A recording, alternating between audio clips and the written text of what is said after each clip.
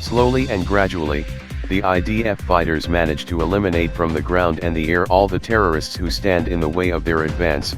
Despite the extensive preparation of Hamas and all the factions, it seems that so far the IDF is succeeding in its goal, combining fighting spirit and innovative means of combat in encircling the Gaza metropolis from the north and south. My name is Yefet from the Israel TV channel, and in this video we will cover the 25th day of the campaign for the defense of Israel. The push by the IDF led it on Monday to cut off Saleh al-Din Road, Route 4 of the Gaza Strip. The cut-off is from north to south, while there is local evidence of a tank destroying a civilian vehicle approaching it. It is not known whether it was carrying terrorists or an explosive device. Control on this road you will allow the IDF to prevent terrorists' weapons and fuel from moving north, and you will allow the secure movement of civilians to the south without preventing Hamas. The evacuation of the civilians is a necessity before the full urban campaign, which will include fighting in schools, hospitals, UNRWA buildings, and other civilian institutions that the terrorists will barricade in them. The presence of this road shows the desire to impose a complete siege on the Gaza metropolis, to occupy and purify kilometer by kilometer the entire agricultural hinterland in order to allow the full deployment of forces in the area without risking the backs of the fighters and without the risk of surprise attacks. The fighting also continues in the northern part of the metropolis as the IDF forces continue to advance inside. At noon, the IDF spokeswoman announced that in the last hours dozens of terrorists were killed in an encounter with the fighters and there were no reports of casualties to our forces. An IDF force was present south of Gaza City and directed the Air Force helicopters to attack a terrorist cell near the local Al-Azhar University. In total, between Monday and Tuesday morning, the Air Force attacked 300 military targets in the Gaza Strip. At noon, the commander of the Central Command spoke to the fighters. He spoke about the values of determination and striving for victory, and that they will continue fighting in the alleys and tunnels until the complete victory. The ground maneuver is already underway in full, and the morale to fight is high.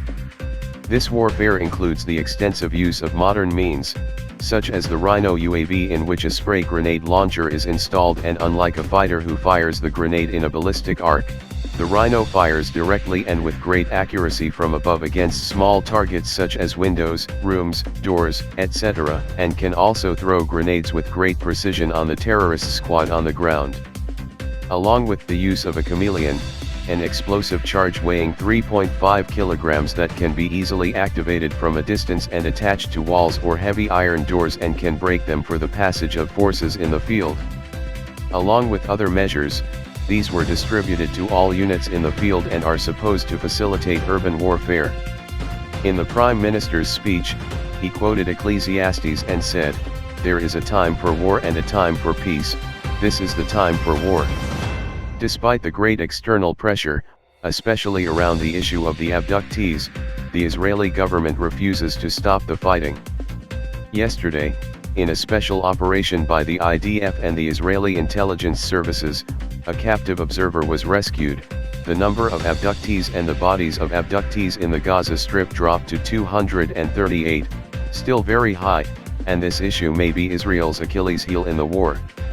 At this time, the head of the Mossad is in Doha to apparently discuss with senior Hamas officials and possibly senior Iranian officials with Qatar mediation in order to promote the release of the abductees. Apparently part of this discussion will include easing the transfer of humanitarian aid. So far, a total of 157 trucks have entered the Gaza Strip through the Rafah crossing. Despite this, there are reports of a humanitarian crisis that continues to expand. Yesterday, the water supply in West Khan Yunis, which Israel restored on October 15 and transferred 600 cubic meters of water per hour, was unexpectedly stopped, and despite statements about transferring water through a second pipe with a capacity of 500 cubic meters per hour, it has not yet been activated. Apparently there are behind-the-scenes negotiations between Israel and Egypt regarding the passage through Rafah, whether for goods in, or for refugees out. As of today at noon, the number of dead in the Gaza Strip is 8,300 and the wounded 21,000. In Judea and Samaria, the security forces continue to suppress any riots and disturbances, continue to arrest and eliminate terrorists, So far here the Arab death toll is 121 and 2,000 wounded with over 1,000 arrested. On the northern front, Hezbollah continues daily harassment without a full escalation. Yesterday it was announced that on 3.11 the terrorist organization's Secretary General Nasrallah will give a speech about the war. Here it is important to note that since its outbreak he has not spoken about it, and he tried to drag out the time so as not to commit to a full escalation despite Iranian or Hamas pressure. Yesterday there were further attacks against US bases in Syria and Iraq by pro-Iranian Shiite militias, bringing the total number of attacks so far to 26.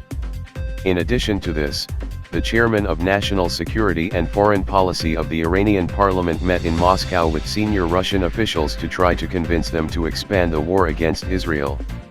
Tehran is trying to expand the so-called axis of resistance and increase the pressure until the end of the war, with the release of the hostages supposed to be the highlight of the campaign. And such provision, unless the IDF manages to release most of them by itself.